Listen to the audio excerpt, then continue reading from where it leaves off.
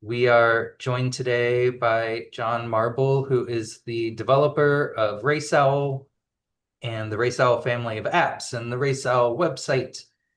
And he'll kind of be digging into what you all can do using RaceOwl to track your racers, um, and what the tricks of the trade are. Looks like we've got a few folks on YouTube watching as well. Welcome everyone. And we keep having people join in, so I'm just going to say one more time that this is in a webinar format, so you actually can't speak your questions to John, but you can type them in the chat or in the Q&A button at the bottom. Either one of those will work. And not only are we joined by John Marble, we also have Colleen Marble, who is on John interpretation duty, and she's also going to handle your questions. So I'm going to kind of fade into the background and let these two take over. But you guys feel free to introduce yourselves beyond what I said. I guess I'll say one more thing though. I imagine there's some new folks to the MR340 that are hopping on, and welcome everybody and welcome veteran ground crews.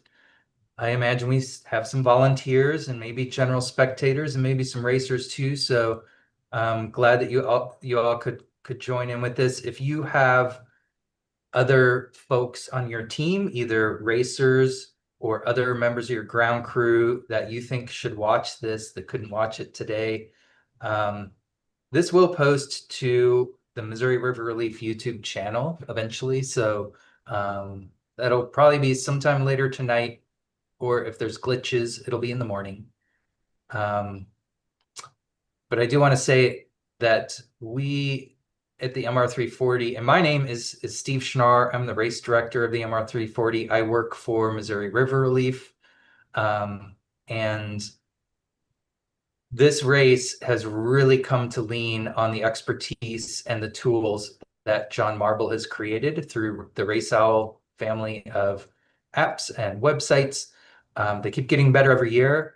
And I mean, they've really been running kind of flawless the past couple of years and have actually really saved our bacon in a few ways. And people are really learning to use and appreciate these technological tools. And at that point, I'm going to just kind of check out and let John and Colleen take over. Thank you guys for joining. We'll see you on the river on Monday for sure. Yeah, it's coming right up. So everyone's in for quite the adventure. Before we start, there's a question that I think it'd be good for Steve to answer, and it's general and not related to the technology. So the question was, can you spend the night at Caw Point? And I know, John, you did that one time and it was miserable. So I'm wondering, Steve, do you know, first of all, are you allowed to? But then secondly, I'm assuming it would not be a very restful night's sleep if somebody did. Yeah, I have actually slept at Caw Point quite a few times, many times on Monday night. It's really not allowed on Sunday, although, you might get away with it. But Monday night it is allowed. There are a lot of train tracks very close by, and there's an airport across the river. And just the general ambient noise of the city of Kansas City is not quiet. Right. So it is pretty loud, but they do close the gates at night. So you will be closed in. There will be a way for you to get out in an emergency. But in the past, we had people coming and doing sliders and burning out all night long in the parking lot. That doesn't happen anymore. So that's good. Okay. All right, John, take it away. All right. Well, thanks, Steve. Thanks everyone for showing up and putting some time in to kind of get to know these tools and ask some good questions here. I do tend to go fast sometimes, so Colleen here, she does a really good job of slowing me down, and she will interrupt me when she thinks I'm going a little bit off the rails. So she's kind of the real hero here who can kind of keep things on track. Feel free to ask questions whenever you want. We'll stop and pause and kind of dig in a little bit where we want to go. And I don't know if anyone was here last year, but no matter what, it will be better than last year. If anyone was here, you might remember. Let's see, actually, I can share my screen here now. But if anyone remembers, the whole internet went down that night of the last seminar. And so, oh, I cannot share. Gotta send a request for that.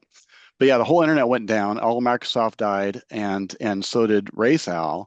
And so I sat here for an hour to the ground crews, just kind of like waving my hands a little bit and talking without, any sort of aim. But anyway, tonight I'm sure will be better.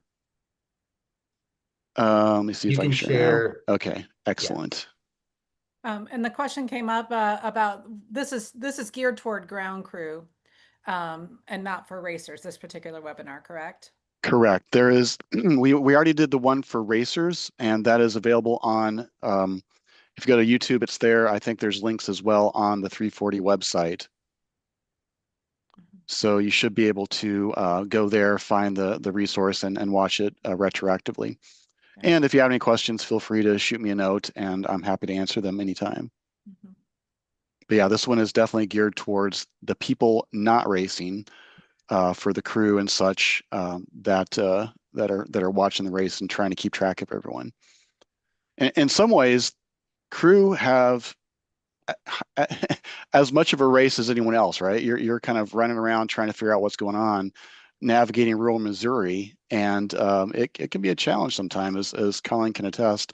It gets really hot and sometimes a challenge to figure out what's going on with the race and so forth. So anyway, that's really why RaceOwl's here, right? So let me share my screen, go to slideshow.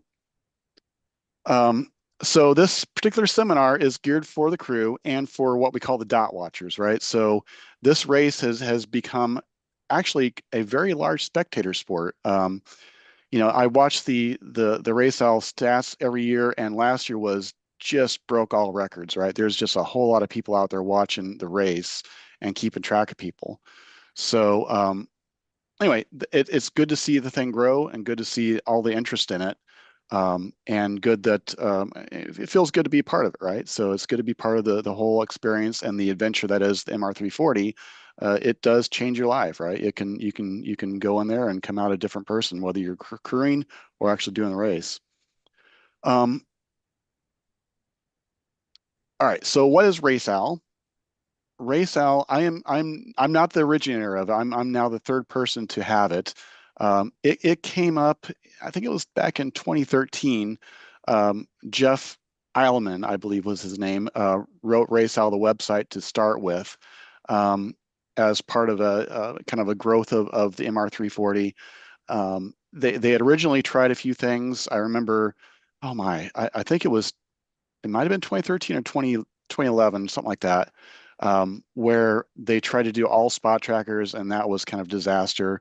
But it all became, as the years have gone on, the thing has grown and grown, and the RaceOwl site itself has gotten much, much better over time, and much more integrated with how things need to play out from a technology point of view. It is definitely, first and foremost, it's safety, right? So this is how, when you start taking care of 800 people on a river, it can get really, really pretty daunting, right? You got 800 people spread out across the state. We've got to know where the boats are, right? We've got to know where you're at, and if you're in trouble, and be able to then send a boat to get you if you need to, right? So it's really important from a safety point of view, first and foremost, right? We will send out texts as far as, there's boats coming that are like big old honking barges and stuff like that. The weather is coming in. We'll answer questions and such just over text lines. We'll get into more of that later. But anyway, just a key part of the safety protocol that is the 340. And then beyond that, it's really this part of the webinar and the RaceOwl system is geared to how do you know where your paddler is, right? So what are you going to do to figure out where and when he or she or them are coming into certain checkpoints? When should you be there? And where do you meet them up, right? So this is geared to point that out. And then I'll say it's actually quite a bit better than just a normal tracker, right? Because we know where you're going, and so we can predict when you're going to get there.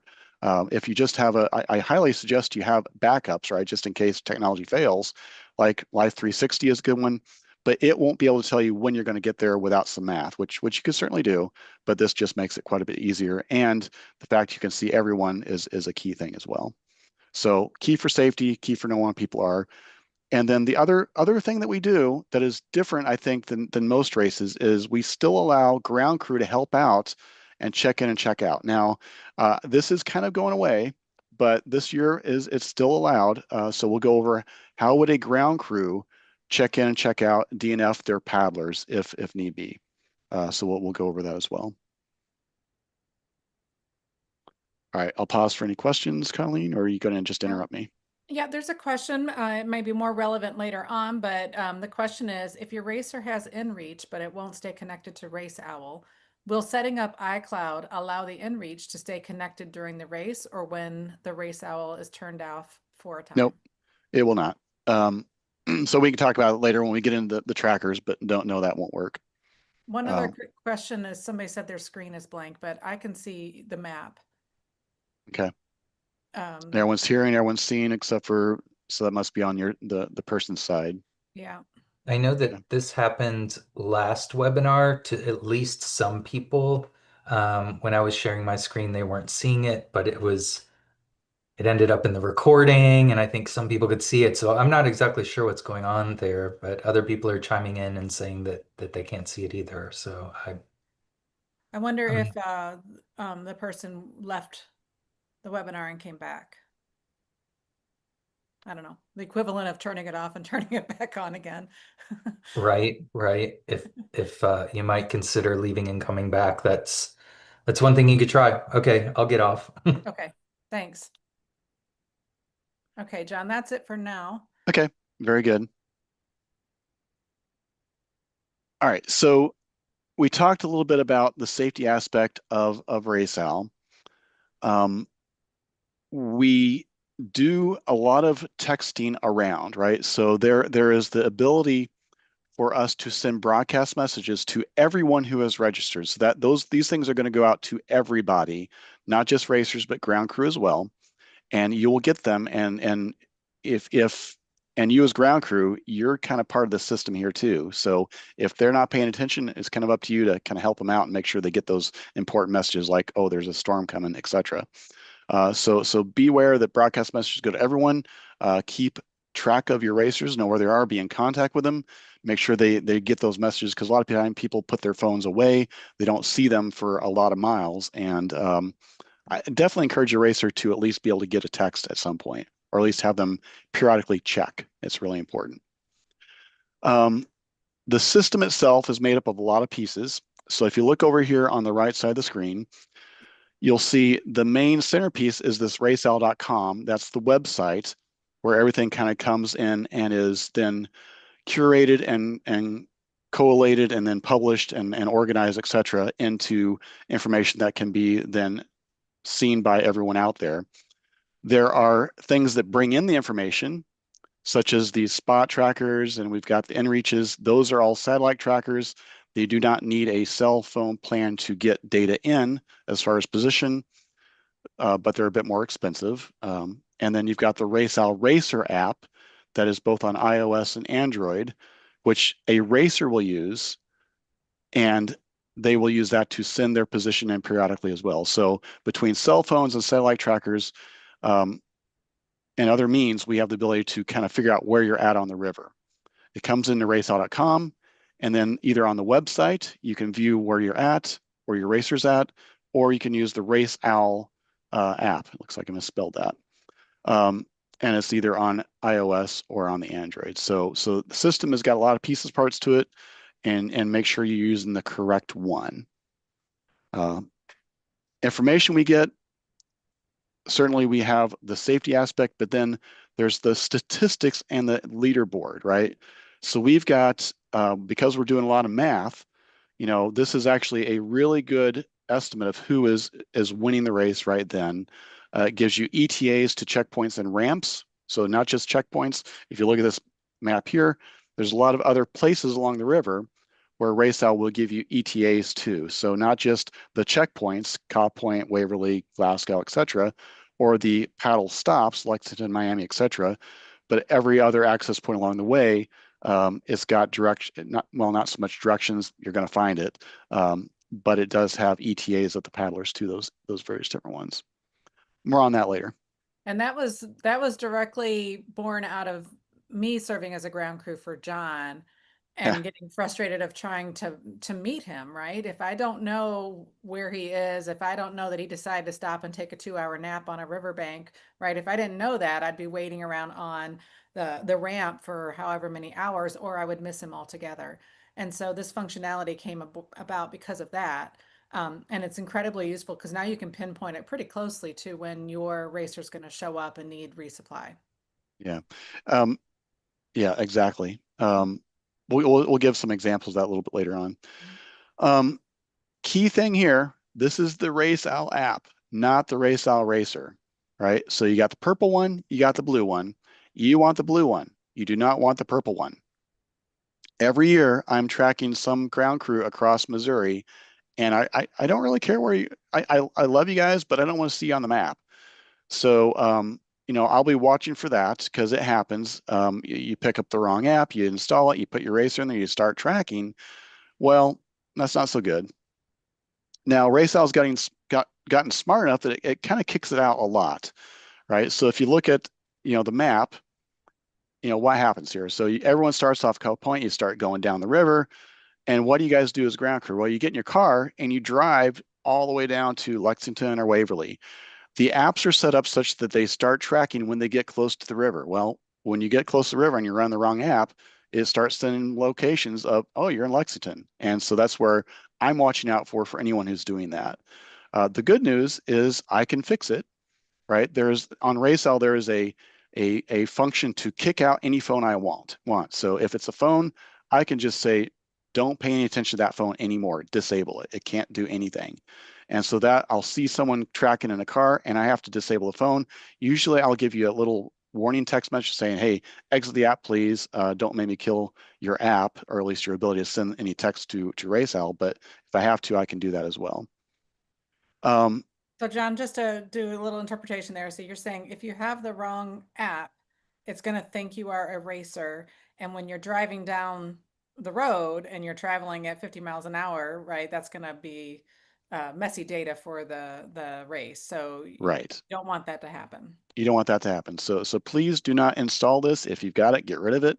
You don't need it.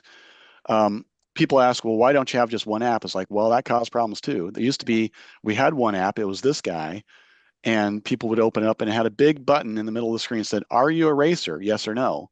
Do you know how many people got that wrong? Oh my goodness, all the time. So it's like it never ends, right? There's always someone who has the wrong app. Just pay attention. Don't be part of that problem. Make sure you've got the blue one, not the purple one. Mhm. Time for a question. This will come up later, I'm sure, but somebody said maybe I need to watch the other webinar, but does the racer need to manually ping their location from their app, or does the app track them in real time without them needing to update their location manually? And that's Yep. the good thing about the app is it does track them without them Right. having to input location. Right. This guy tracks you. It turns on during the race. It turns on when you're within a few hundred feet of the river, and then it tracks. So a lot of people would start the app and they would like stop tracking, press the button to stop, which was fine, except they always forgot to turn it back on. So anyway, this is now trying to make it as simple as possible, where as long as you got it running, it's got you, right? Yep. And John, if I could just hop in real quick with regards to the question that that racer was asking about, do you need to manually ping?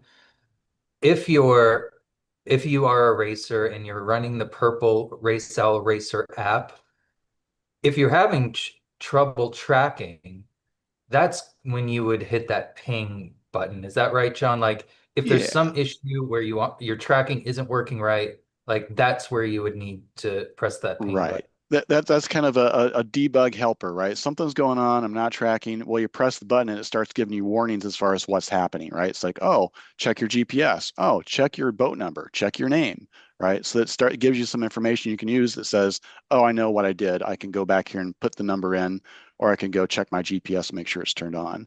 So yeah, that ping never hurts.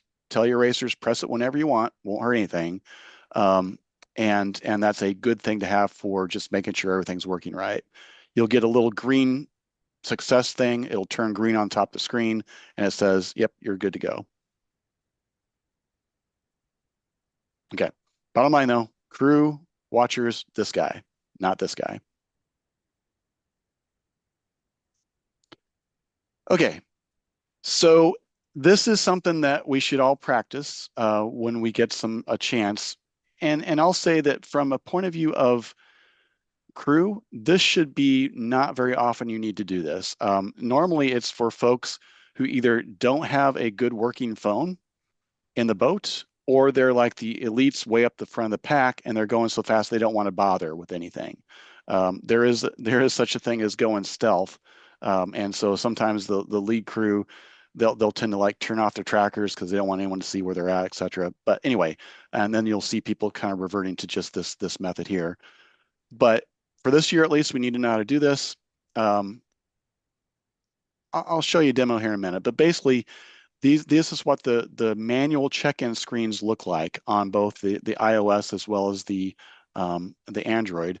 We'll be asking everyone that is a racer to practice this on Monday. We'll all practice doing this then. Um, and we'll all check in, we'll make sure we can check out. This is meant for racers or ground crew if something's going wrong or for some reason they can't do it. It's fairly easy to do. All you got to do is make sure you put the number in there and press in or out, right? They come into the checkpoint. It should pop up to the checkpoint you're in because it's got a little GPS thing going. And so if you're at Waverly, it'll say Waverly. And then you can press check in and you've got the racer there. When they leave, you press check out. You got it. That's all you got to do. There is a DNF button here that if they're withdrawing from the race, just be sure that someone DNFs and lets us know, because there's nothing worse than you withdrawing like somewhere in the race and not letting anyone know, because we're now looking for you, right? It's part of RaceOwl's behind the scenes is making sure everyone has cleared those checkpoints because we want to make sure everyone's safe. And so if you remove yourself from the race, this is so important because otherwise we're like, oh no, what happened? I was a race just a couple weeks ago where we had a gentleman who was had a quadruple bypass. It was 103 degrees out, and he didn't do anything to let us know where he was at. And so the race basically ends, and 2 hours later he's still out. So we're freaking out, and he didn't do any of this. So anyway, be sure to encourage your racers. Make sure we know where they're at. As a ground crew, make sure if they DNF, you let us know. And that guy was okay. He was okay. Yep. He showed He up was just, eventually, but he we had was just slow. called Yeah. he was really slow and called the fire department. We called the fire department, and just as they were getting the river, he showed up. So anyway, it turned out fine. One more question, John. Is it easy to accidentally DNF someone in this app? It is not. So it will ask you, "Are you sure you want a DNF?" And you should say, "Well, yes if you are, and no if you're not." But no, DNFing has some safety precautions on it. And even if, for instance, you do, like a common thing for ground crew, we call it like you're helping out someone else and you entered the wrong number, then DNF them. Well, we can still fix that, right? You just got to let us know, right? So if you mess up and you send the wrong information, we can fix it, but you got to be in communication with us. And to do that, it's this texting line. You got to send a text to us. We'll get it, and we can then respond to it. We've got Barbara, who is like a rock star at doing this. She's been doing this for pretty much ever since it started, and she'll get you in good shape. And I want to point out that that phone number that you can manually text to that John is circling right now, that is something good to get in your phone if you're a ground crew, just go ahead and stick it in your contacts. That number will be on the safety card that you can get at race check-in on Monday. So your racers will be getting safety cards, and there will be plenty of extra copies for ground crews as well. So that's where you can get that phone number. Yep. And feel free to use this text line, right? So we are there 24/7 or 5, whatever the race, days are. And there's someone behind that line all the time. And so they will get that text. And even if it's a silly question, feel free to ask it, right? We're there for you. And even things like, hey, I left my stuff at Waverly. Can someone get it? Well, yeah, we can text the people there on the ramp. We can say, look around for it. It doesn't have to be like an emergency. In fact, it's not supposed to be for emergencies. This is for just general information, anything you want to ask a question on the race.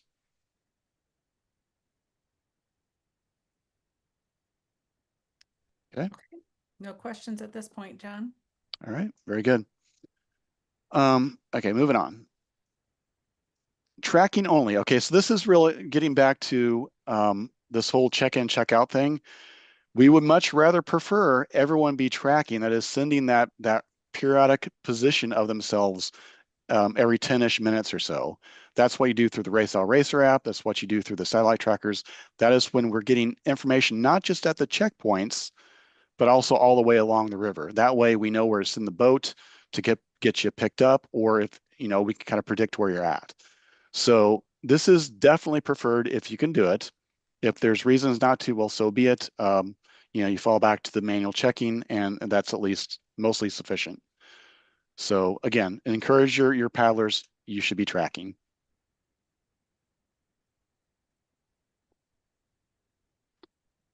Okay, I wanted to now kind of break out of the presentation here and just start going into the website itself, talking through some of the things you'll see as you're tracing people down the river.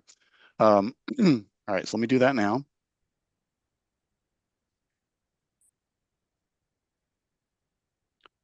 All right, so you'll see here, this is the main website here. Next week, this upcoming races, let me just blow this up a little bit. Upcoming races will transfer over into Now Racing, and we'll see the Missouri American Water 340 move over here, and then this is your main entry point into that event. There's currently one going on by a young man who is doing this tip-to-tip. I got to show you here real quick. This guy is going all the way across the nation here. So you can see he starts way up in Seattle. He's going to end basically way down in Miami. So kind of a thing. He's been at it for almost 2 months now.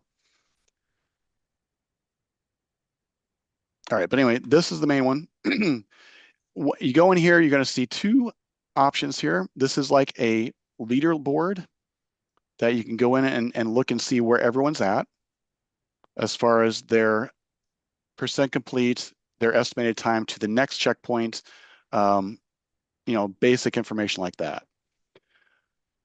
Things to keep in mind of what's here. This is their current place.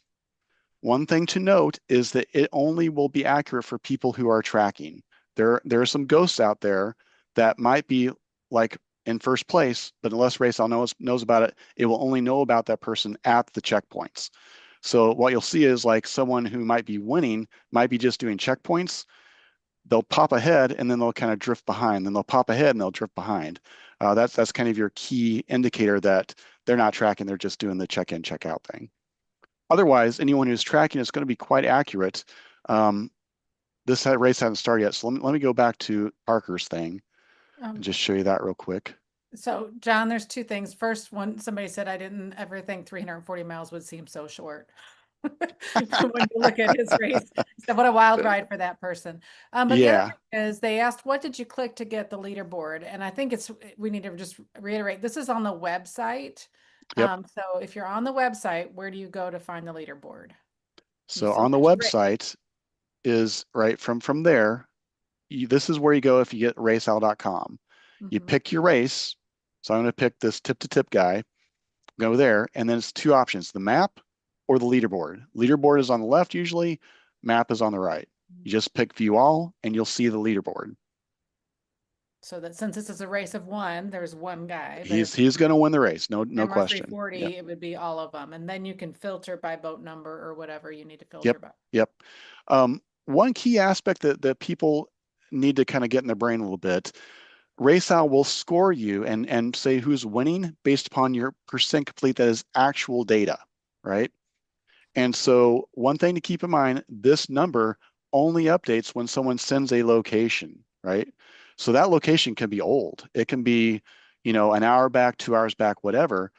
And that's what they're being scored based upon. There's this other thing, which I think is almost as useful or more useful, which is estimate complete, which is where RaceOwl's done the math and says, okay, I know where you were at. I know you're going about 3.5 miles an hour. I can do the math and I project you ahead. And I think you're actually winning the race, right? So estimate complete can give you kind of a better look-see as far as where their real position is. That's just kind of an aside, but it will always keep this position here based upon actual positions.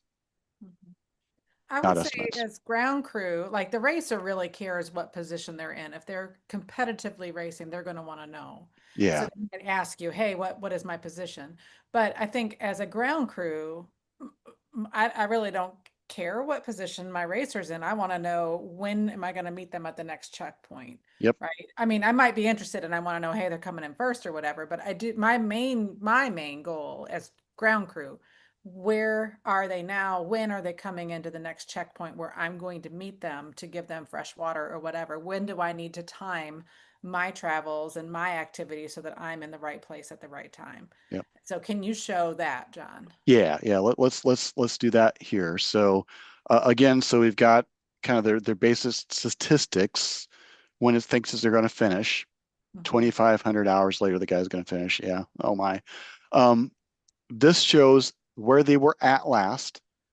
So this guy was at this ramp on 627, and this one is his next point of access. So the same thing on the 340, you'll see the next checkpoint shown here.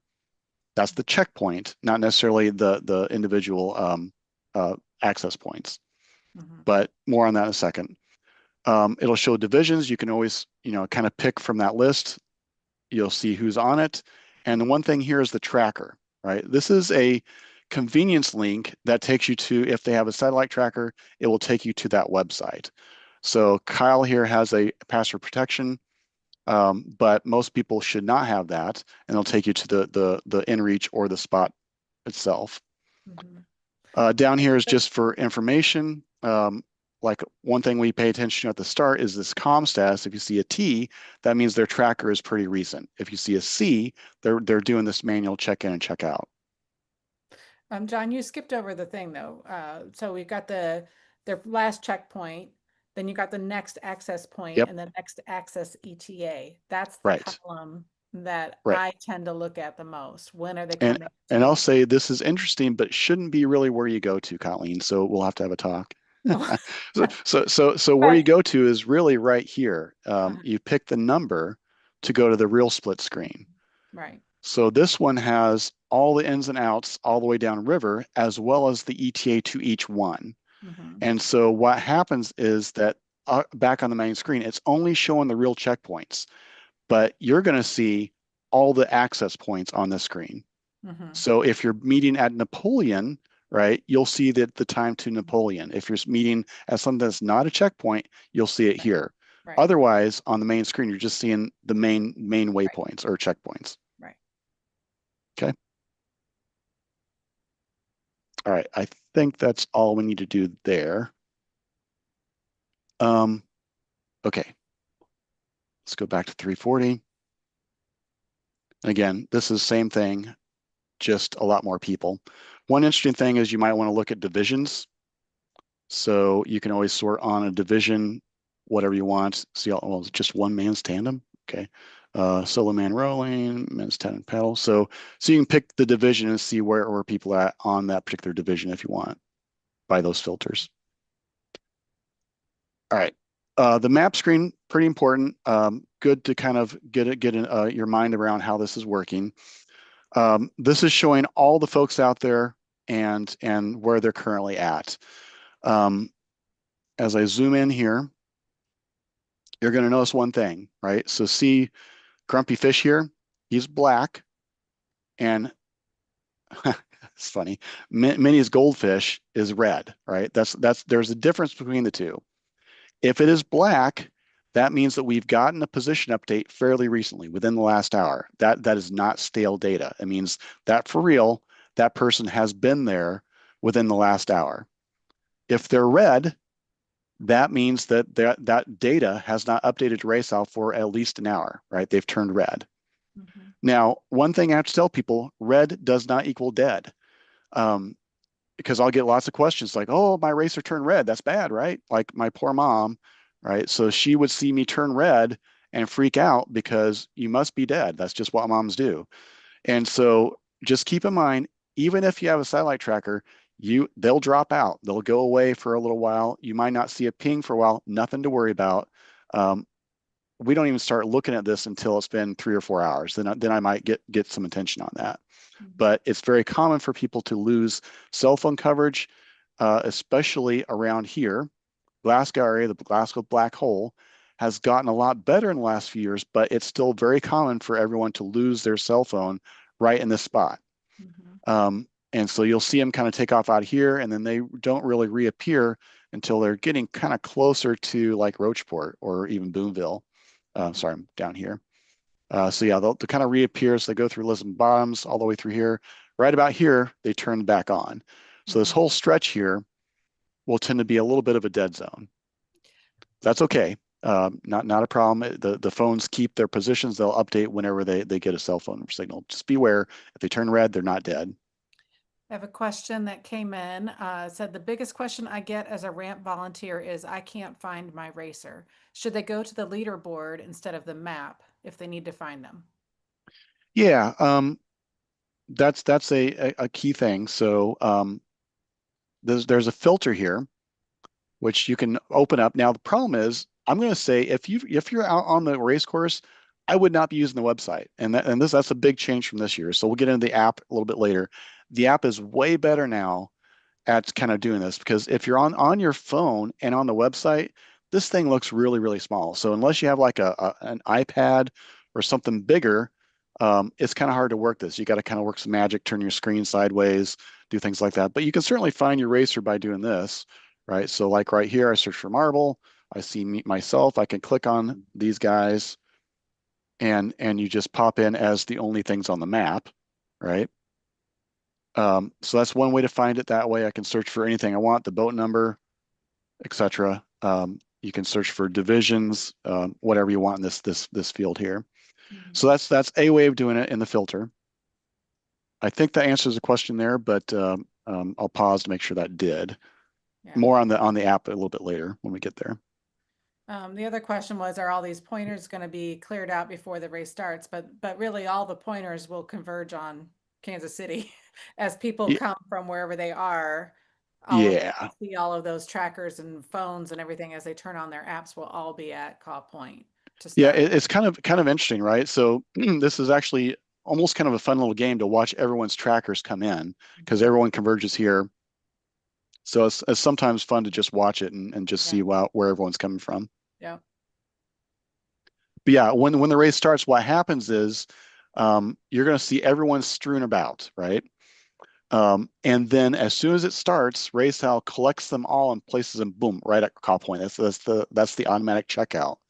So what we're gonna there's this race is a little bit different than others in that we are requiring you to do a little bit of a check-in at Caw Point that says, hey, I'm here. I'm going to race. Everything's good. And so we use that list of signals to then say who showed up and who did not, right? And so there'll be a certain percentage of racers that didn't show, and then they're automatically not in the race until I hear otherwise. So we marry the registration with the RaceOwl data, and that becomes the DNS list, the did not start. But anyway, everyone will then converge. You'll see everyone show up here right at Caw Point. Everyone gets moved here automatically, and then from that, you'll see their trackers take off down the river. I have a question. So the color of the name, if it's black, they've had a recent ping. If it's red, they haven't had a recent ping. Correct. What about the color of the arrows? Excellent question. These are divisions, right? So each division has a color. If you see blue and blue, those are the same division. So if you click on that, right, you see that team is part of the solo man paddle, right? So is this one, solo man paddle. Everyone with the same color of icon is in the same division. Mhm. Okay. Okay, very And good. John, if you're on the website and you're wanting to search for specific paddlers using that filter button in the top left that you showed us before, can you can add any piece of data, right? You could use a boat Yep. number, you could use their last name, Yep. you can use kind of anything that might identify that boat that you're looking for. Yep. Anything you want. So it all shows up here and then you just pick them. And then as soon as you exit, there's all the solos. So yeah, this is just a general sort of anything you can think of to describe that person is there. Okay. One key difference this year that you should be aware of is this little button here called Show Estimated Positions. So it's not going to work too well right now because no one's actually racing, but as soon as this goes on, you're going to see a button toggle between actual positions, which is the last known position we've got from them, and their estimated position. So estimated position works really, really well, right? So as long as they're tracking it and haven't turned red, it's really close to pretty much where they're at. If you think about it, right, every time you send a ping, that's in the past. They've already moved past it. And so if I'm pinging once every 10 minutes, that location could be up to 10 minutes old. And so to figure out where they're actually at, it's like you got to do some math and look ahead and say, well, you were going this speed and they were there, so you might be about here now.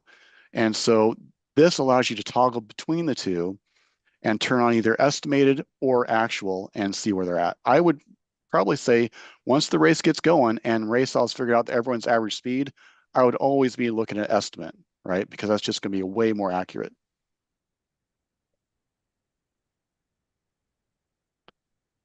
All right, one other feature here is this countdown timer. A lot of people sit there and just press F5, F5, F5. That's really not doing you any good. This countdown timer is what is refreshing the race. And so it'll go out and get everyone's data every minute, which is plenty fast enough. You don't need to sit there and just F5. What do you mean countdown timer? This is the countdown between every time it refreshes. Oh, I see it. Wait, I couldn't see where you were up in Oh, the upper sorry. right corner. The upper right corner has this little Okay. countdown which goes and it just shows when it's going to refresh. Okay, that's probably enough on that. Okay. Any other questions on this? That's the basics of the RaceOwl site. There's a whole lot of stuff that can be done like post-race, like there's lots of data. People like to see data, right? Lots of that's out there. You can download like your history of where you've been. This is KML, which is a Google Earth format. So you can look at it in Google Earth and see your history. Anyway, people who like statistics, this has a ton of it as far as what's going on. So feel free if you like numbers to play with that a lot. Yeah, it's a lot of fun to look at it after your racer gets back home and you're sort of talking about how everything went. You know, it's nice to go back through and look at it. Yeah, you'll actually see places where, oh yeah, that's where I had to stop and take a nap. Yeah. And you That's can where I kind of, had if the you're, hallucination. yeah. Here's where one year we we were in a boat and we all kind of got lost and for an hour we thought we were trapped inside of a wing dam, and so we circled back and forth and didn't realize until an hour later that we were actually in the main river and we just needed to go out a little bit further. One of the crew was actually watching us and couldn't figure out why we were going back and forth, but we were just stupid and delirious. But that's another story. Okay. I think I'm going to leave the website now. This is good. If you're on the river, though, you're going to want that app, that RaceOwl app. It's going to be much, much better this year. So I want to get into that. Was there anything else to say here? That's it. Okay, RaceOwl app. Okay, so let me go to that. I need to pull up my app here. And of course, it's shut down on me. While I'm getting this up, any questions I can field?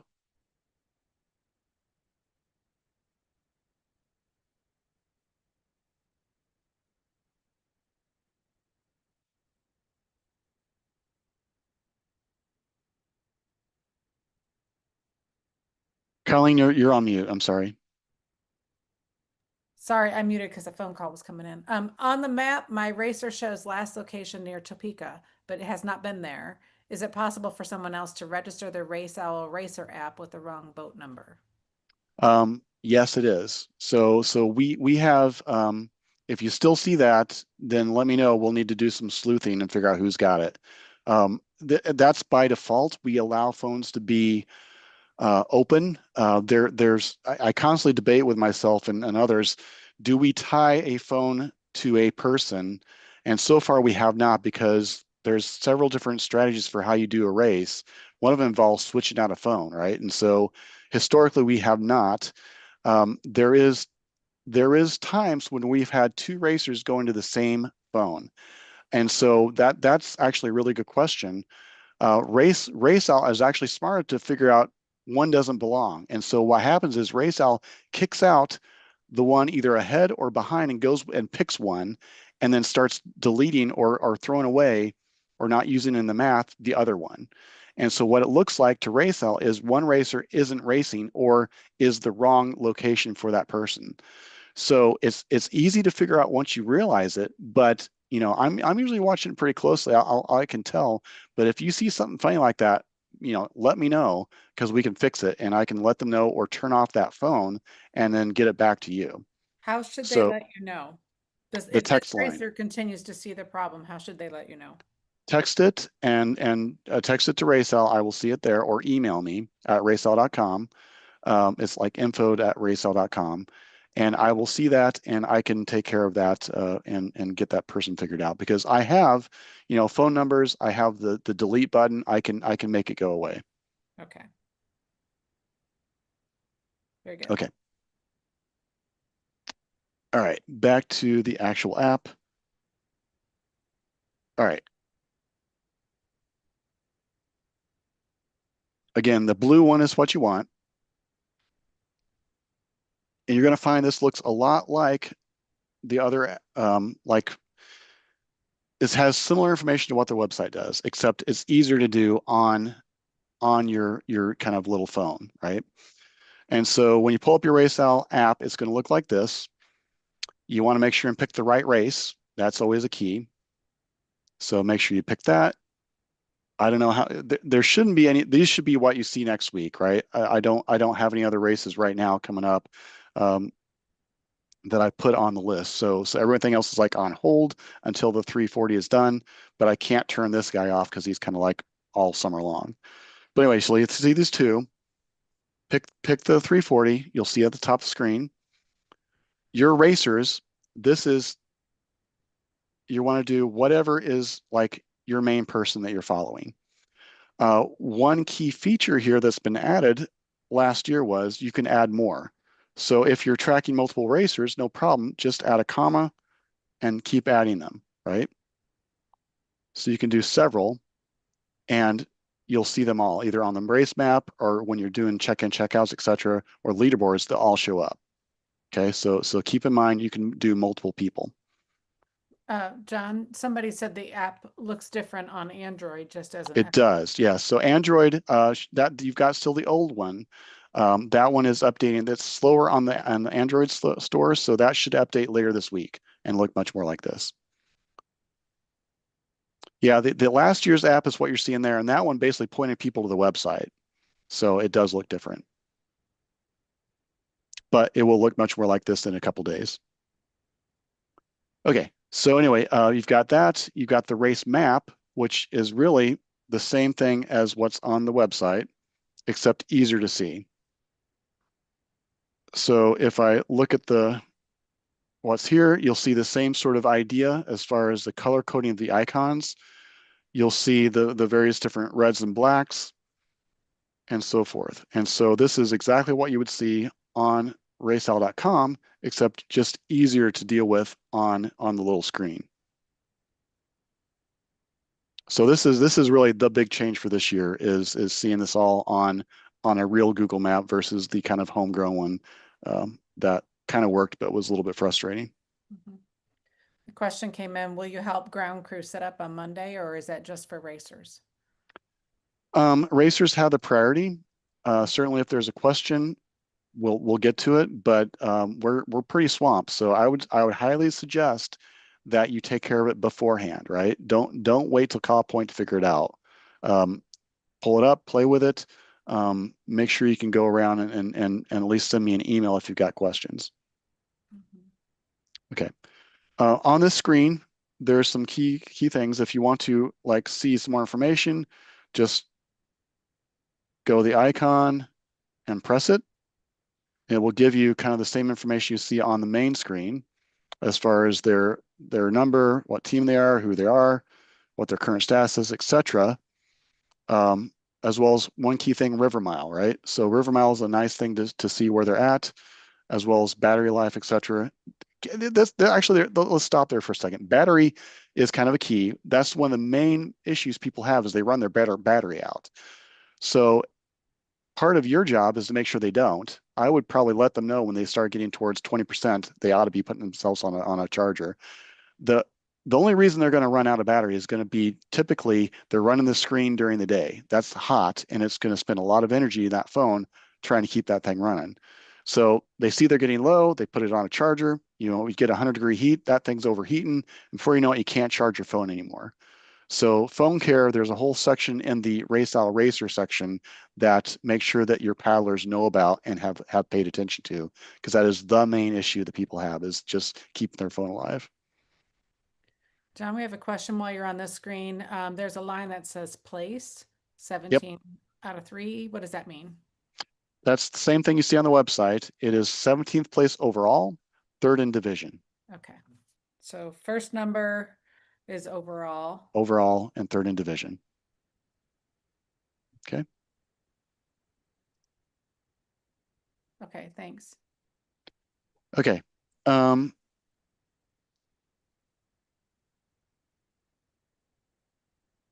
Let me see. So you also see there's like some of these little checkpoints. There's some information there you can use. Oh, it's in kilometers. Funny. Um, anyway, options is up here. This is like a big filter. Um, Here are some key things, right? If you're getting old like I am, object scale is nice. You can kind of move this up, and then you'll kind of change things so that the all the things get really big, which is helpful. Um, if you're Canadian or like metrics like I do, you can switch it between units. Team name versus boat would be interesting as well because this will go back to actually the boat number. I think team name is much more interesting, but you can switch between them. Estimated positions, that would be probably what I would recommend you do. But if you want to go back to actuals, same thing as the website. Stale racers, right? So this, I don't know how useful this is. This is right, really just hiding anyone that's red. So all the red ones disappear and just the people who are actually tracking show up. That's mostly useful for myself at races in where I'm interested in people actually coming in, not people who are like, well, they're out there someplace, I don't know where. Um, Active racers, this is interesting because if you don't do this, then you're going to get everyone who's finished, everyone who has withdrawn, and everyone who has DNF'd. So I would recommend you turn this on because then you'll see everyone who is actually racing versus everyone who's, well, they got off the river and they're not doing it. So here it turned off because everyone hasn't started yet. This is only showing you people actively racing. Okay, text filters, like anything else, you can put whatever you want in there, last names, search on that, and it'll pull up just those people. Division next checkpoint, I think fairly obvious. You know, if you want to just search on a particular division, you can do so. So if I want to do list, like we'll do solo women paddle, then I'm seeing just those ladies. Next checkpoint is probably not that interesting, but that will focus in on a particular checkpoint. So if you only see people who are coming into St. Charles, you could click on that. Now, my favorite is right here, the show your racers, right?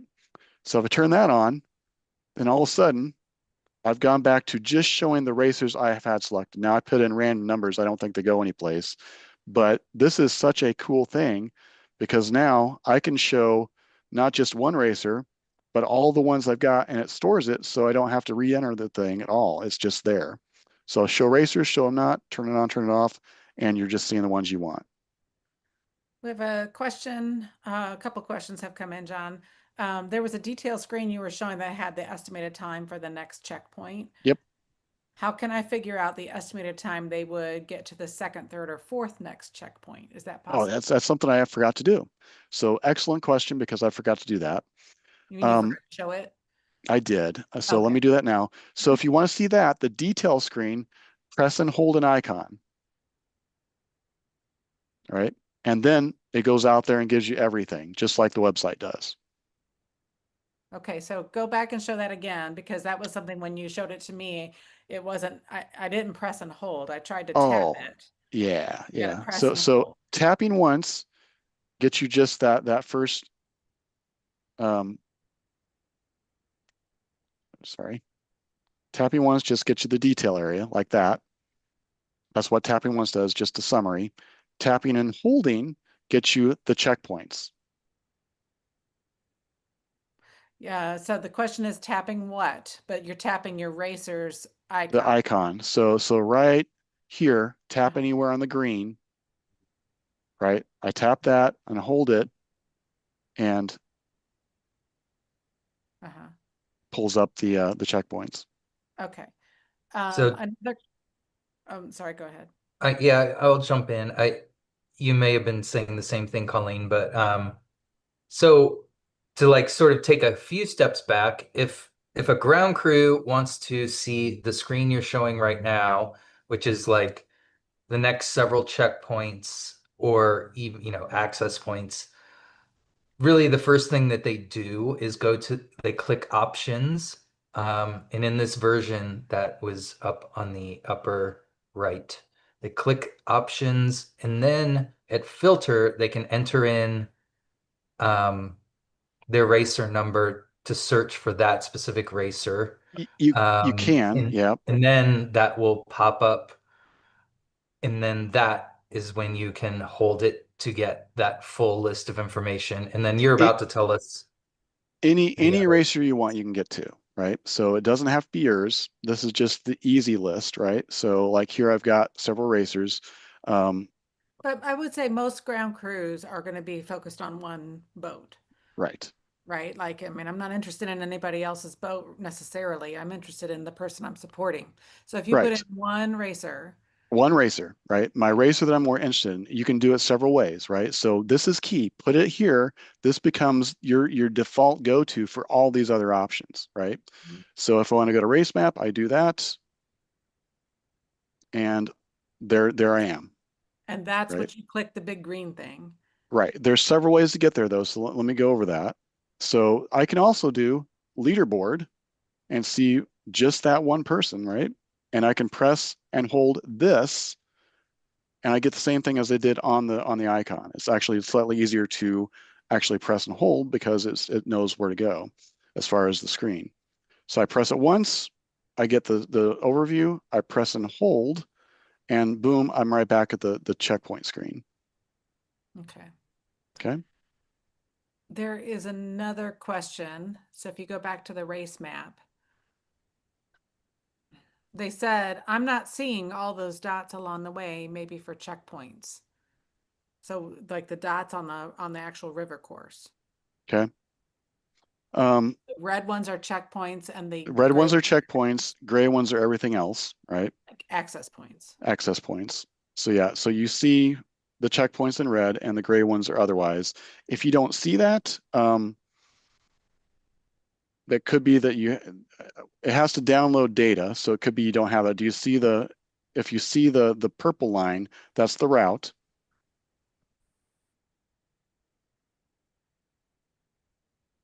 He doesn't see your purple line either. Okay, so that's most likely it hasn't downloaded data yet. So that's a fairly big file, and it has to download it from raceowl.com. So I imagine if you exit and go back in, you'll see it at that point.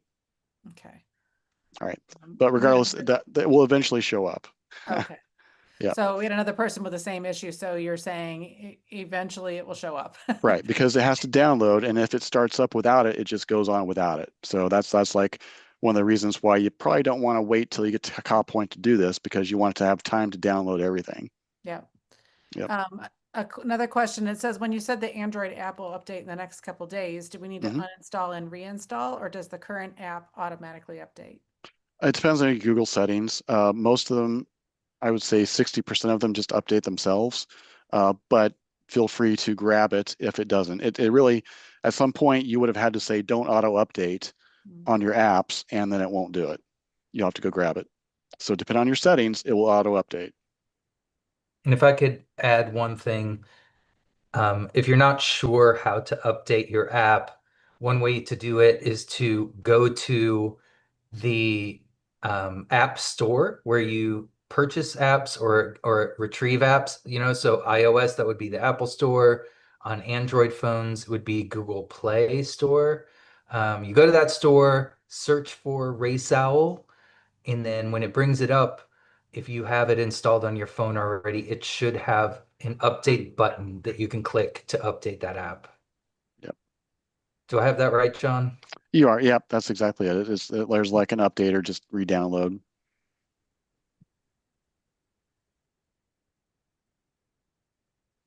Okay. So leaderboard gets you everybody, right?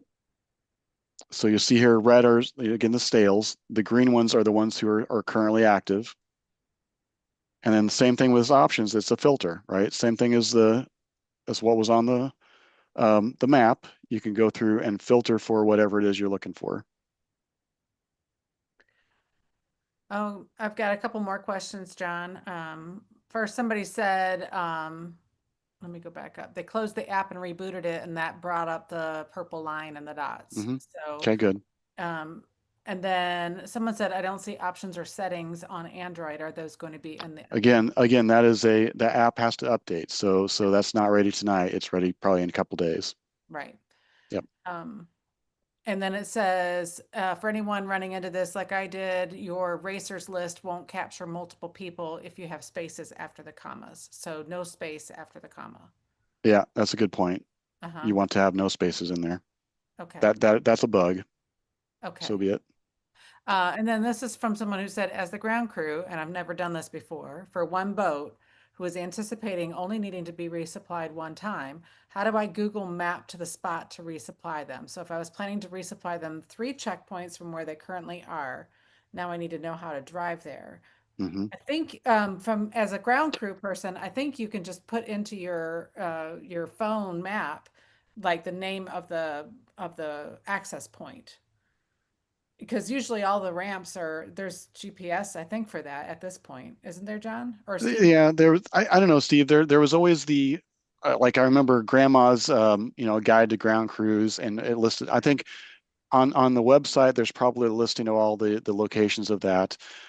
My experience is that Google Maps has a better list of access points than Apple Maps does. So I think you can put in like access point at Waverly, and it'll take you there. I don't know, Steve. Do you have any information on that? Yeah. And then that can get confusing too. You mentioned Waverly, and Waverly actually has 2 ramps. Yeah. So, it's not always as simple as you hope. But yes, it has gotten much better. Unfortunately, they're all named differently. So, if you wanted to go to the Hartsburg ramp, I don't know if it's probably called like Hartsburg River Access, and then somewhere else it might be called, Stump Island Park. It's not always totally intuitive. There is something on our website, on the 340 website, which um trying to, well, Well, while okay. you're looking for I that, I know there used to be the granny file out there, and I printed that out, and that has come in useful several times because sometimes you don't have phone connectivity. So if you're trying to use your map on your phone and your phone can't connect to the network, like you're kind of dead in the water, right? So having a printout ahead of time, like you could just sit down and Google and get the information off of the various websites, parks websites or whatever, and then just print it out. And that way you've at least got something to go toward, maps and whatnot. So I don't know if people are able to see the screen that I'm sharing. Are you guys able to see it? I can see it. Okay.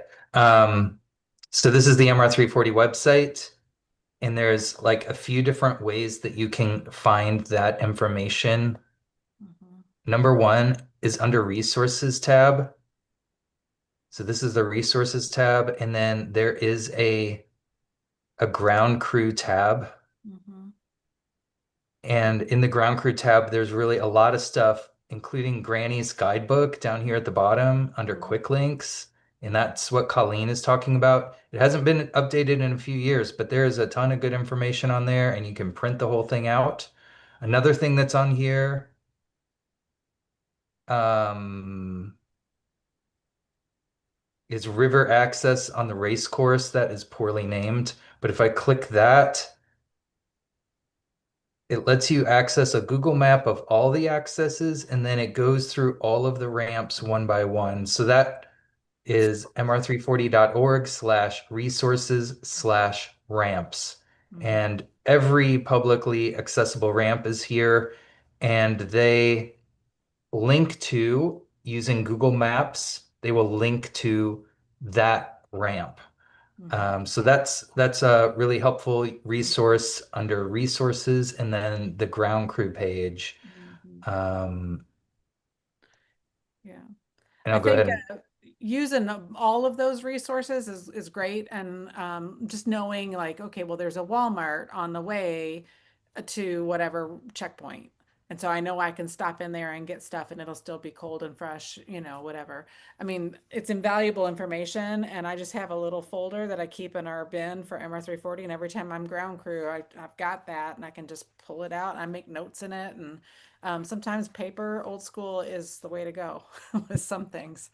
yeah, So, that Granny's guidebook is really, really helpful. yeah, And some things may be out of date, but most of it is super helpful. yeah, I agree. Somebody said, I just deleted the old app and reinstalled, but it keeps kicking me out. Is this because I have Android? I would, so hard to say. Kick it out. I mean, I would just wait for it. Doesn't, if it's Android, you're not going to get the new app until like 3 days from now.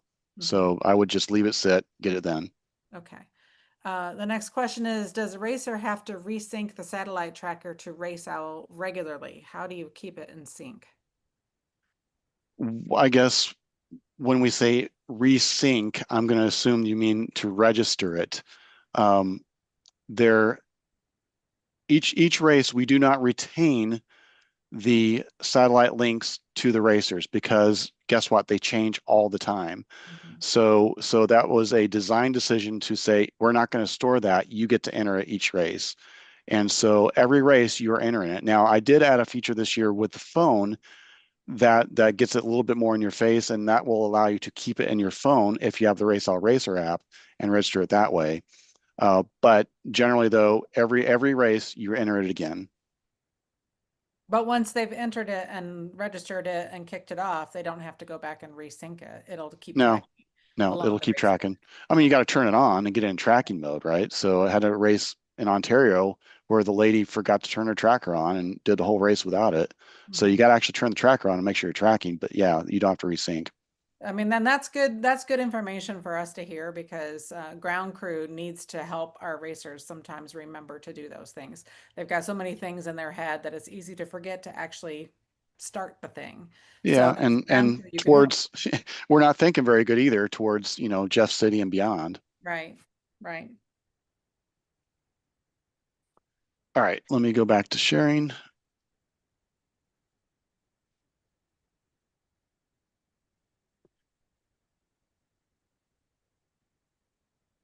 Okay, so let me see. We talked about the race map, the leaderboard. I guess one more thing on here.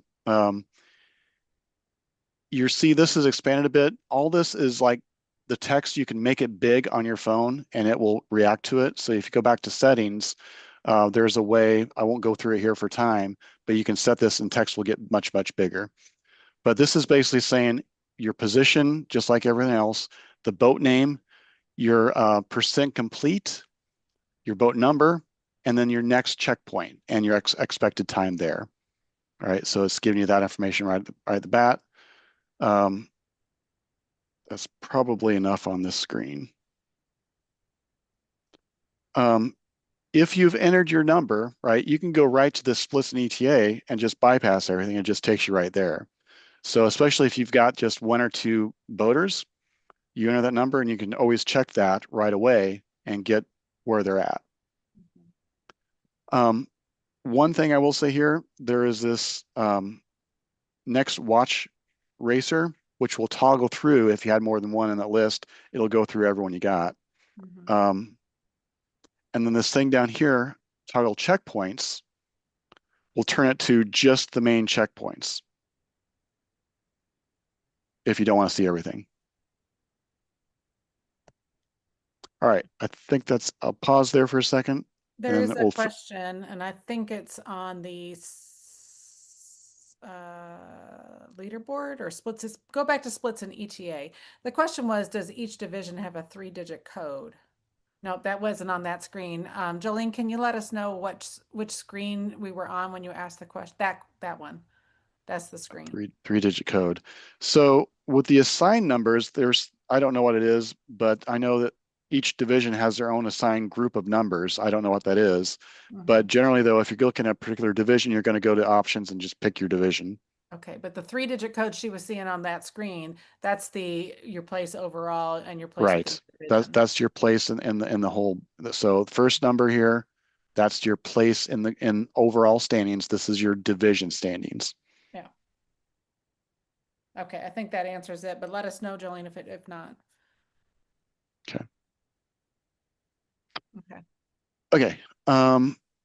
Last thing that I want to talk about was the actual how to do check in and check out. Again, hopefully you guys don't have to do this. This should be the racer because this is the biggest source of error I've got is what we call ground crew mayhem that happens on Tuesday afternoon. Everyone's excited and we tend to mess it up at that point. It can be fixed, but would just be careful here. So this is the main screen you'll see here. It'll pop in, it should go to the thing you're closest to. And so right up the top, we'll say, here is the checkpoint that you're going to. And the GPS, as long as you got it turned on, will take you to that point that is closest to you. Otherwise, it'll let you pick it just by pressing that little button there. So this is actually a button. If you click it, it will take you to the selection thing. So here's what happens on Tuesday. Everyone's excited. We all take off and they're going, and then everyone's waiting for their people at Lexington. And guess what? That's actually not a checkpoint. And so the paddlers come into Lexington and they pull the screen up and, well, look, they can't pick Lexington. So they pick something close, which is Waverly. And then we proceed to check in and check out. So the good thing is it will actually tell you stuff like, are you sure you want me to? You don't appear to be there. Do you really want to do that? Right? So anyway, please pay attention to that. Make sure you know where you're at before you do this, because what happens is if I went ahead and said yes, and you now just hyperspaced your paddler from Lexington to Waverly, and now I got to go fix it, right? And so I don't want to do that. That takes time, and I got to remove all the checkpoint stuff and delete it back. And I just rather not, and no one wants to do that. So please be aware of where you're at. Read the screen. Don't just say yeah. So in general, what is the recommendation for ground crew? Is it to not do anything with check-in or check-out unless your paddler is unable to do it for themselves and they ask you to? That is an excellent question. I would say, from your point of view, you don't want to do it. You shouldn't have to do it. You don't have to. You can see, especially if they're here, you'll see them go down this list, and you'll see that they're tracking well, right? You'll see, oh, they went to Caw Point. Well, in and out, in and out. Oh, they got to Waverly, right?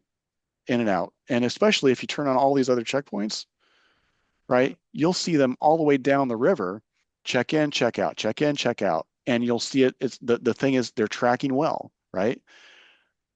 in that case, you do nothing. There's no reason to. It's tracking. It's doing the automatic in and out for you. You don't need to mess it up, right? But if their phone falls in the river and they can't track anymore, then you Yep. can do the manual Then, check in and check right. out. So Right. you kill your phone on the river. Hopefully they got a backup somewhere. You give them one or whatever. But if they're phoneless, right, which they shouldn't be, that's the safety issue. But you know, for some reason they can't, then yes, you can go ahead and check them in and out. But this should be the backup, not the norm. Right. So it's good to know how to do it as ground crew, but you shouldn't have to do it. And I don't know that I ever have checked you in or out, John, in all the Oh, years. you have not. No. Yes, I have not.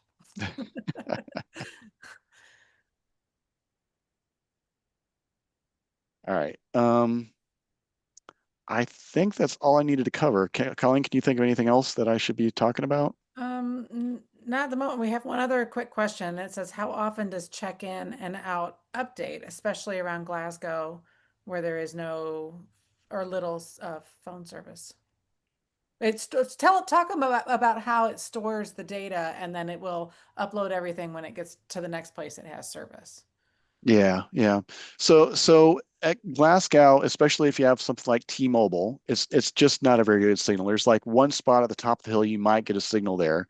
Like I say, it has gotten better lately with the newer networks, but generally though, you don't really care about that either because their racers, even if they have a phone that's misbehaving as far as it doesn't have much cell signal, it's still storing all those positions as it goes. So they're tracking along. Maybe you've got you're checking them out here on this. Oops, wrong screen.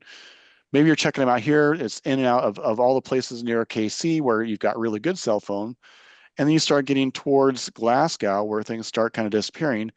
You're probably fine because it's storing everything in its memory, and as soon as it pops out towards Boonville, it just updates it all there.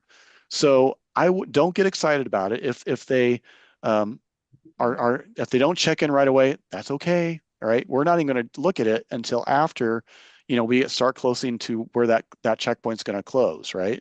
So you can let them go for a while. Their phone will catch up. It'll send the positions. It'll automatically do the check in, check out, and you're golden. It's just hard on a ground crew when you're, especially around Glasgow, because if you're planning to meet them and their phone is not having good connectivity, it sort of leaves you in a bit of a dark spot and you're just Yep. going to have to work around it. It's a little bit difficult, but I mean, like he says, it always does the thing in the background. And It'll work somebody here itself out. posted, said, my phone died after I left Miami to Dalton Bottoms and it synced up once my phone was charged. Yep. So Yep, because it comes back on now. If it died and had no battery, it's not going to save any positions. But as soon as you turn it back on, oh, I've got the app running again. It starts tracking, and you mhm. go, and it just sends its location. So yeah, you're pretty safe with the way it's working right now. So I wouldn't worry too much about it. So I think the only other thing is if anybody has general questions about being ground crew. So if you have questions about the apps and stuff, now's the time to ask them. If you have questions about being ground crew, I've done it several years and I'm happy to answer questions from my point of view. It doesn't mean it's the only point of view, but I'd be happy to answer any of those other questions. Someone says for ground crew, if you want to go to Dalton Bottom, Google map it at Miami because you won't get a signal to find that ramp. Right. So that's why I was saying, like having backups of printed documents that tell you how to get where you need to go. Even, I mean, I hate to say it, but MapQuest, you can still put in MapQuest stuff and print out maps. Like that's not bad to have maps in your car because there's like going to Cooper's Landing, there's always places I can't get a signal and that you don't know where you are and you don't know where you're supposed to go. You just drive until you pick up a signal again, but it can be a little hairy when you're on those back roads. So having some paper maps in your car is a good thing to have. Okay, so other than water, what are the most common things to resupply the racers with? Food. That's a big thing. Having food ready for them when they pull in. So I know John has often said, "Oh, I'd like a burger," and so I'll get a burger and I'll have all his stuff ready for when he comes in, and I can just hand it to him and he can eat. Um, I think like cool, wet rags are good. The weather's looking actually like it's not going to be that bad. for the week of the race, which is wonderful because there's been times it's been 108 degrees and it's miserable hot. We've done long tube socks with ice in them, and you can just put that around your neck. And that's been really helpful, John. You've said, and the wet washcloths that are cold that you keep in your cooler, and they can wipe themselves down and kind of cool off and clean up a little bit. That's really helpful. So I always had those ready. John loves peach cups, but other Peach people cups. swear Yeah. by pickles. Other people want to have the protein bars. John couldn't stand a protein bar when he was on the river. So it's really going to come down to what your racers wanting or needing. And so they'll let you know as they come in the first couple checkpoints, like, oh, that worked and that didn't. And then you can adjust on the fly. So I would say don't buy a ton of stuff ahead of time unless you're with a seasoned racer who knows what they like and don't like when they're out on the river. But I tried to, have the water ready. I tried to have the ice ready. We had your mixes and we would, swap out your water bladders or your drink bladders. But that was pretty much it, right? And then I would resupply on the way to the next checkpoint with whatever he was most hungry for that day. So, do racers stop at every checkpoint or only stop if they need resupplied? John's a better answer to that. I've never actually been a racer. Yeah. So it depends. Like I will tend to, as you get more seasoned, you don't stop. You want to keep on going. So, but if you're your first year, you're basically stopping. My experience has been almost every checkpoint or paddle stop just to get a break, right? You're trying to stretch your legs. You're going to get a burger from the Cub Scouts and just kind of like relieve yourself there. I wouldn't expect the ground crew to be at every one. In fact, you're probably going to slow them down because what if you're a little bit late, right? They feel like they got to wait for you. Mhm. So I would recommend you kind of pick your spots Mhm. and you shouldn't need to be at every one. Now, water is one thing. I don't know. I think we tend to have emergency water at every checkpoint. It's just more available at some than others. I don't know what our stance is this year, Steve, as far as water resupply, but there's always water available to people. So, but that's usually on an emergency basis, especially if you ask a boat for it. But But I would yeah. say you could Yeah, also, other ground crew will help too. I mean, Hmm. people, absolutely. Just ask around. But yeah, all of the checkpoints do have water available. And then other ramps, paddle stops, it varies. It varies a lot. So ask around. And as Colleen said, you can always ask safety boats. If you see a safety boat anywhere, you can ask them for water while you're on the river, whatever. And Mhm. they generally are carrying either a bunch of water bottles or 5-gallon water coolers, like whatever. Like Mhm. don't let don't let yourself run out of water. Yeah. Just start asking immediately, and someone's going to have extra water for Yep. you, And even if you're not at a ramp or checkpoint. yep. They're just ask that people will give no problem. You don't want to get dehydrated. I remember one year my bladder broke, and Not his yeah, real one. yeah, that was not great. No. But yeah, thanks. Sorry. But yeah, then I was able to stop at the at a safety boat, and they gave me a whole lot of water to keep me going. So yeah, don't Yeah, dehydrate. no. If you guys Also, don't mind, oh, go go ahead. ahead, Colleen. Go ahead, Colleen. Okay, I was going to say also, oh, don't stop at it. Oh, you might not necessarily want to resupply at the checkpoints either because they get really, really, really crowded. So sometimes it's useful to resupply at a ramp that's not a checkpoint. So if you're bringing food, a change of clothes, they want to take a rest, and whatever, and you might want to do that at a different access point other than a checkpoint, because it can be hard to get in and out of those.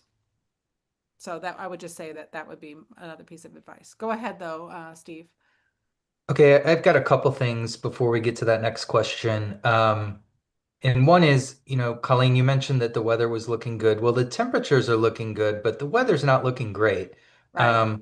There's a good potential for rain and storms, and we'll see that evolve over the next few days as we're kind of paying attention to things and the forecasts tighten up. So we do have this battle going on. I was looking at temps across the race course um, early in the week, and we're looking at sort of low to mid 80s in the Kansas City area, and then mid to upper 90s in the St. Louis area. And that's not a great recipe, for volatile weather, right? So we'll see how that evolves. But part of, what ground crews are going to be doing, um, you're probably going to want to have some extra dry layers um, on hand to pass on if needed, maybe some extra rain gear, something like that, as this sort of transpires and we sort of see how things evolve. But that can be another role that you can help play, not to mention, finding places where you have internet or data where you can kind of check the weather situation and update your racer. Um, and then one other thing, I did want to share my screen for a second and show you all one other kind of helpful page on the MR340 website. So here I am on the home page of the MR340 website. Right here is a blue button, and this will show up on your phone or on a laptop, whatever. This is kind of a collection of links that are helpful to anyone involved in the race, whether you are a racer, a spectator, ground crew. And I'm probably missing a few things that I'll just keep adding as we get closer to the race. But there's quite a few general things about content related to the race, including our spectators guide, which was put together by some friends, Ozark Outsider. There's a ton of good information, including a video on like how to follow the race. Um, just the quick links to find out RaceOwl information. Quick links about race start and finish. And then race course information. So this is where another place you can access that full list of ramps. You can access the whole list of vendors that have food at different ramps, the Google map of ramps. There's a lot. The river levels. So like, if we do end up getting quite a bit of rain, we might see the river rise a little bit, and this will help you kind of keep track of that. And there's also kind of the race schedule, so the general timing of when checkpoints close all in one place. And then as the race goes on, if we have newsy items that happen that we want to let people know about, we'll start posting them on this page too. So the purpose of this page is kind of a one-stop shop for finding things that are spread throughout the website. So I hope that's helpful to you guys. That's the race updates and links page, which you can get to from the blue button on the home page. That's great. There's another question that came in. It said, can you remind ground crew to prepare to get in the water at ramps to help pull their racers' boats out? So don't wear shiny new shoes. So that's good information. There are a lot of volunteers, but you definitely want to be able to alleviate some of the burden on the volunteers. If you can help your boater, you should plan to do that. And I would say that that's really the main role is you meet your racer and you find out what they need. You help them get that as quickly as they can get it. And so that way they can get back on the river. You want to clear the ramps as quickly as you can. So if they're going to stay for a while at the checkpoint to take a rest, you want to get that boat up the ramp and out of the way so that other people can come and go. You want to be quiet at the checkpoints and ramps because people are sleeping, even if it's the middle of the day. So try to keep your conversations down. And I know somebody posted about like, please don't leave your lights on, right? Try to really minimize the noise and lights when you're at the ramps, especially as you get further into the race. People are exhausted and they're trying to catch, an hour of sleep whenever they can. So as ground crews, just try to be efficient, try to help your racer get what they need, get it quickly, get it quietly, and get them back out onto the river.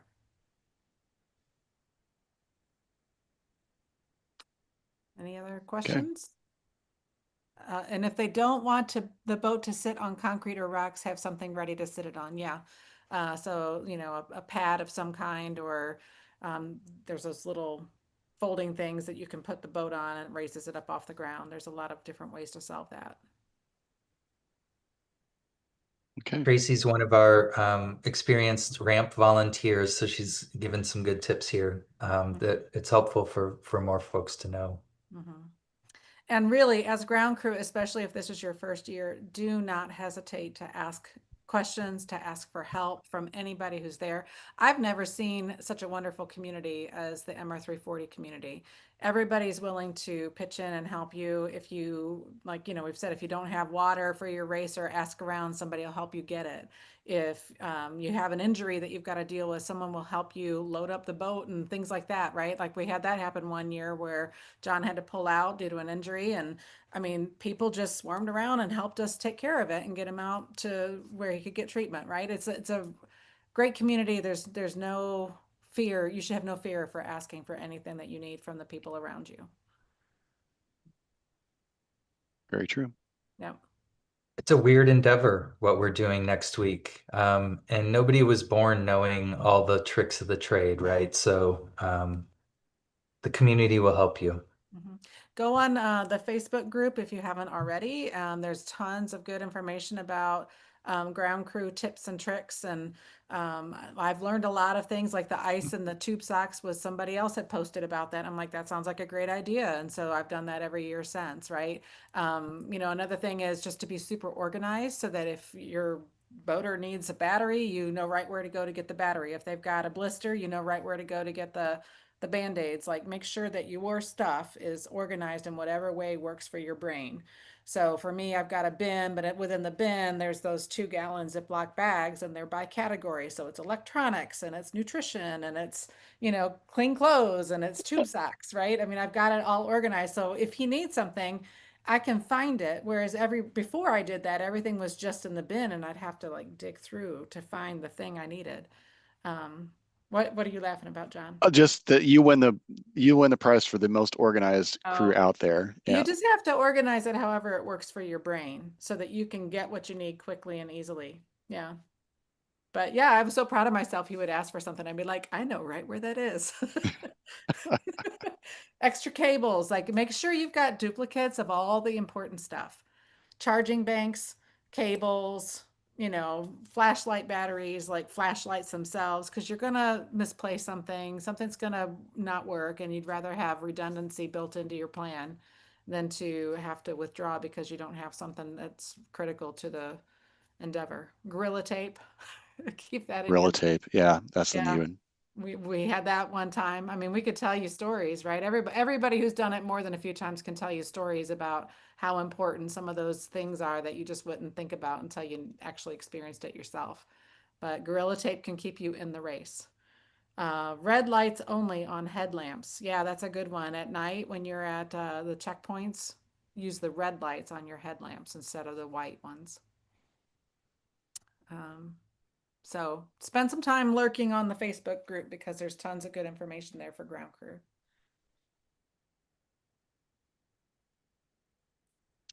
All right. I think that might be it. Steve, back to you. Yeah, perfect. Thank you so much, Marbles. I am so grateful for both of you. And everybody, thank you for tuning in. Please do share it with anyone else that you think could benefit from this knowledge. You probably don't need to gum up your racer's brains with understanding how the RaceOwl app works. They really just need to know how RaceOwl Racer works. But at some point, either tonight or tomorrow morning, this will be posted to the Missouri River Relief YouTube channel, so it can be watched again and shared with other people. So thanks for tuning in, you guys.